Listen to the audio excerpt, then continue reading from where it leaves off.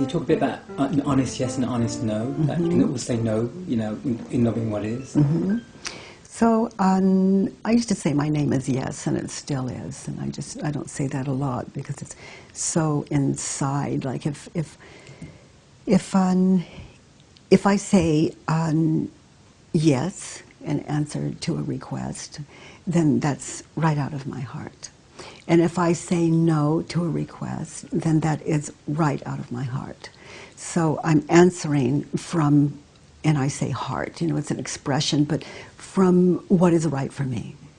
And so a yes to you is a yes to me. A no to you is a yes to me. So it's always a yes. Because I'm answering out of something that is not you. And what I think you want, what I think you expect. I don't think for other people. You know, I'm centered from right here, answering out of here, knowing that you're ahead of me or you'll catch up. You describe life as a dream. Can you explain? Well, you know the images in our head. For example, he doesn't care about me. If someone experiences that assumption, they don't care about me.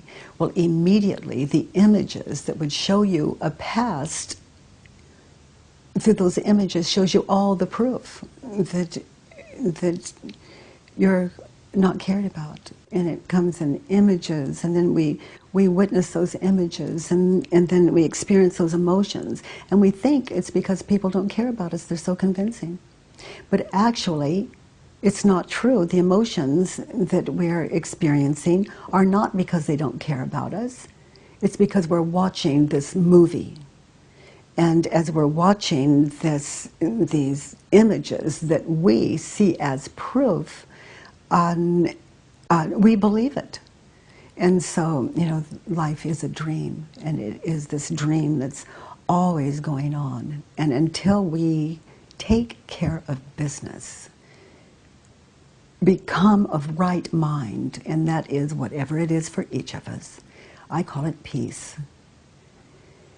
But until that happens, we are victims of these screens, these images going on that would lead us to believe that there's any time other than right here, right now, and even now is a concept.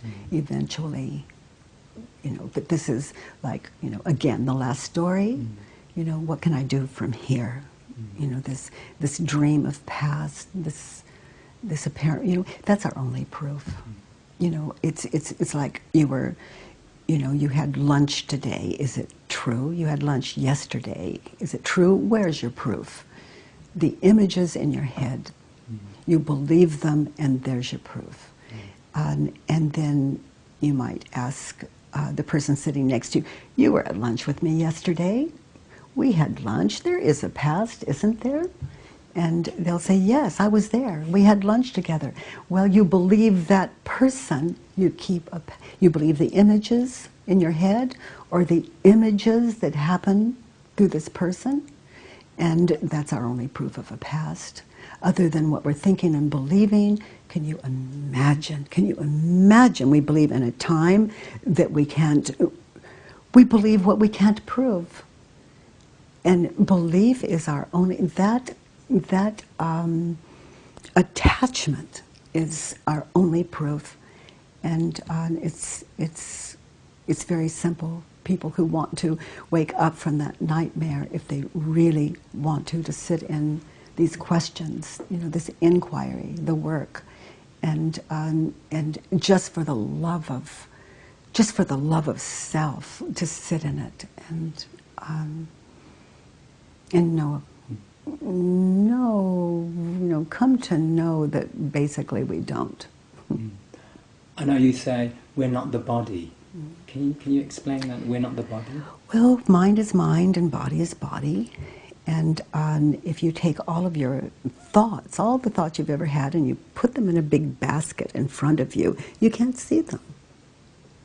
But, you know, bodies we think we can see. Well, mind believes it, therefore it is.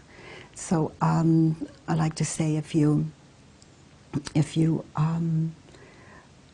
if you have the thoughts, I want my body to be young and healthy and beautiful and flexible, or would you want, if you had to choose between the two, I want my thinking to be young and flexible and healthy and beautiful, which would you choose?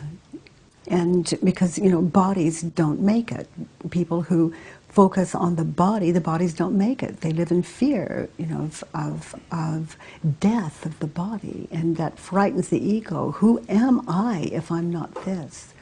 Well, the work is a wonderful way to uncreate what was created in the mind anyway. Great. Just fine. Who is the work for? So who is the work for? Yeah. It's for everyone whose mind is open to it.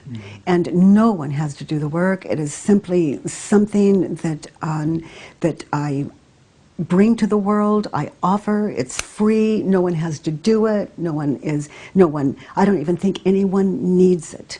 It's up to each of us to determine, is my mind open enough? Is your mind open enough to question what you're assuming, what you're believing? And for those of you that are open to it, I invite you to the work. And it's always at thework.com, free of charge. And there are what I call Judge Your Neighbor worksheets available. And they show you how to identify the concepts, which is very important. And then it shows you how to question them. And so that's as simple as I can make it. Thank you so much, Katie. You're welcome. Thank you. Welcome. Great. Good.